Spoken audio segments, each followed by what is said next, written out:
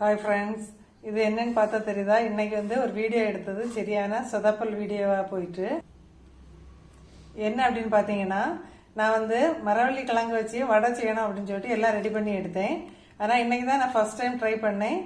ஆனால் என்ன தப்பு பண்ணியிருக்கேன் அப்படின்னு சொன்னால், பிகினர்ஸ்க்காக யூஸ் ஆகும் அப்படின்னு சொல்லிட்டு நான் இதை அப்லோட் பண்ணேன். உங்களுக்கு என்ன தப்பு பண்ணியிருந்தேன் அப்படின்னு சொன்னால், நான் ஏற்கனவே ஒரு வீடியோ பார்த்து தான் இந்த ரெசிபி ட்ரை பண்ணேன். அவங்க என்ன சொல்லியிருந்தாங்க அப்படின்னு சொன்னால், தண்ணி ரொம்ப சேர்த்துடக்கூடாது. தண்ணி ரொம்ப சேர்த்துட்டீங்க அப்படின்னு சொன்னால் எண்ணெய் ரொம்ப குடிக்கும். அதனால் கொஞ்சம் திக்காகவே இருக்கட்டும் அப்படின்னு சொல்லியிருந்தாங்க. அதனால் ரொம்ப தண்ணி இல்லாமல் நான் திக்காக தான் கரெக்டாக இதை ரோல் பண்ணி சூப்பராக வடை போல் தட்டி நடுவில் ஹோல்ஸ் எல்லாம் போட்டு எல்லாம் ரெடி பண்ணி எடுத்திருந்தேன்.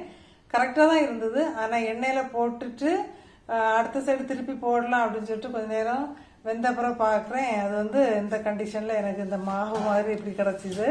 பார்த்தோன்னே ஷாக் ஆகிட்டு என்ன பண்ணுறேன்னு தெரியாமல், சரி அப்போ என்ன செய்யலாம், ஒருவேளை ரொம்ப திக்காக இருக்குதோ அப்படின்னு சொல்லிட்டு 1 டீஸ்பூன் தண்ணி தொளிச்சு நான் திருப்பியும் எடுத்து அடித்து தட்டி வச்சுருந்த வடையெல்லாம் திருப்பி மிக்ஸ் பண்ணி திருப்பியும் தண்ணியெல்லாம் சேர்த்து ரெடி பண்ணி எடுத்தேன்.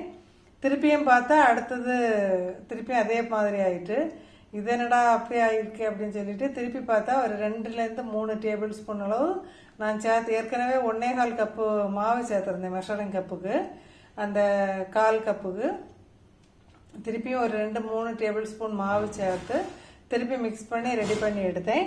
சூப்பரான வடை, இதை போல் நல்ல கிறிஸ்பியாக சூப்பராக வந்துருந்து. இது பிகினர்ஸுக்கு யூஸ் ஆகும் அப்படின்னு சொல்லிட்டு தான் அந்த டிப்ஸை நான் உங்களுக்கு கூட ஷேர் பண்ணுறேன். யாருக்காவது இதே மாதிரி சொதப்பல் பண்ணியிருக்கீங்க அப்படின்னு சொன்னால் மறக்காமல் கமெண்டில் சொல்லுங்கள்.